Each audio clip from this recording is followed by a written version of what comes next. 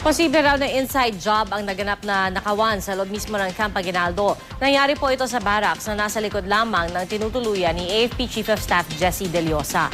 Balitang hatid ni Mark Zambrano. Dito sa Drivers at Enlisted Personnel Barracks sa likod lamang ng tinutuluyan ni AFP Chief of Staff Jessie De Leosa sa loob ng Camp Aguinaldo, naganap ang nakawan.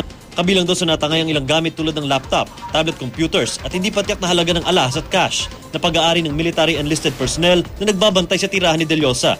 The perpetrator or the perpetrators opened the lockers containing personal effects and belongings of the EP driver and utility personnel, those living inside barracks. Hindi naman inialis ng AFP ang posibilidad na inside job ang nangyari.